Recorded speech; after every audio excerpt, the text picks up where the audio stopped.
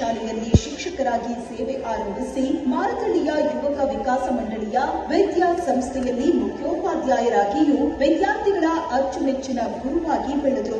1997ರಲ್ಲಿ ಮಹತ್ವಾಕಾಂಕ್ಷೆಯೊಂದಿಗೆ ತಮ್ಮದೇ ಆದ ಶ್ರೀ ಮಂಜುನಾಥ ವಿದ್ಯಾಲಯ ಸಂಸ್ಥೆ ಶುರು ಮಾಡಿದರು. 2013ರವರೆಗೂ ಆ ಸಂಸ್ಥೆಯ ಮುಖ್ಯೋಪಾಧ್ಯಾಯರಾಗಿ ಸೇವೆ ಸಲ್ಲಿಸಿ ಸರ್ವತೋಮುಖ ಅಭಿವೃದ್ಧಿಗೆ ಶ್ರಮಿಸಿದ್ದಾರೆ. ಪ್ರಸ್ತುತ ಶ್ರೀ ಮಂಜುನಾಥ ವಿದ್ಯಾಲಯದ ಗೌರವ ಕಾರ್ಯದರ್ಶಿಯಾಗಿದ್ದಾರೆ. ಕೊರೋನಾ ಅವಧಿಯಲ್ಲಿ 1 ವರ್ಷದ ಎಲ್ಲಾ ವಿದ್ಯಾರ್ಥಿಗಳ ಶುಲ್ಕ ರದ್ದು ಮಾಡಿ ಮಾದರಿಯಾದರು. ಕನ್ನಡ ಮಾಧ್ಯಮದಲ್ಲಿ ಓದೋ ವಿದ್ಯಾರ್ಥಿಗಳಿಗೆ ರಾಜ್ಯದಲ್ಲಿಯೇ ಪ್ರಥಮ ಬಾರಿಗೆ 10,000 ರೂಪಾಯಿಗಳ ವಿದ್ಯಾ ಪ್ರೋತ್ಸಾಹ ನಿಧಿ ಮತ್ತು ಉಚಿತ ಸಮವಸ್ತ್ರ ನೀಡುತ್ತಿದ್ದಾರೆ. ವಿದ್ಯಾರ್ಥಿಗಳಿಗೆ ಉಚಿತ ಕಣ್ಣಿನ ಪರೀಕ್ಷೆ, ಉಚಿತ ದಂತ ಪರೀಕ್ಷೆ, ಉಚಿತ ನೋಟ್ಬುಕ್ ವಿತರಣೆ, ಉಚಿತ ರಕ್ತದಾನ ಶಿಬಿರಗಳನ್ನು ಏರ್ಪಡಿಸುವುದು ರೂಢಿಸಿಕೊಂಡಿದ್ದಾರೆ. ಗುಣಮಟ್ಟದ ಸಮಗ್ರ ಶಿಕ್ಷಣ ನೀಡುತ್ತಾ ಪೋಷಕರು ಹಾಗೂ ವಿದ್ಯಾರ್ಥಿಗಳಿಗೂ ಪ್ರೀತಿ ಪಾತ್ರರಾಗಿದ್ದಾರೆ ಡಾಕ್ಟರ್ ನಾಗರಾಜ್.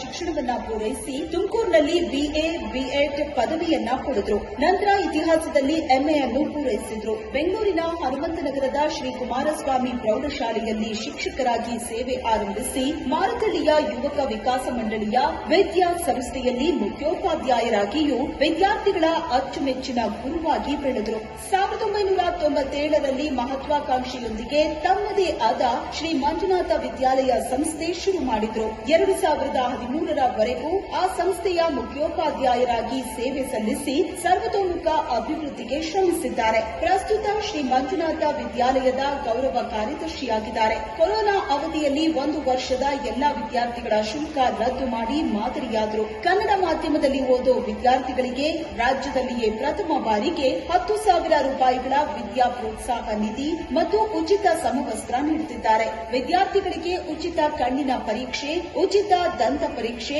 ಉಚಿತ ನೋಟ್ಬುಕ್ ವಿತರಣೆ, ಉಚಿತ ರಕ್ತದಾನ ಶಿಬಿರಗಳನ್ನು ಏರ್ಪಡಿಸುವುದು ರೂಢಿಸಿಕೊಂಡಿದ್ದಾರೆ. ಗುಣಮಟ್ಟದ ಸಮಗ್ರ ಶಿಕ್ಷಣ ನೀಡುತ್ತಾ ಪೋಷಕರು ಹಾಗೂ ವಿದ್ಯಾರ್ಥಿಗಳಿಗೂ ಪ್ರೀತಿ ಪಾತ್ರರಾಗಿದ್ದಾರೆ ಡಾಕ್ಟರ್ ನಾಗರಾಜ್.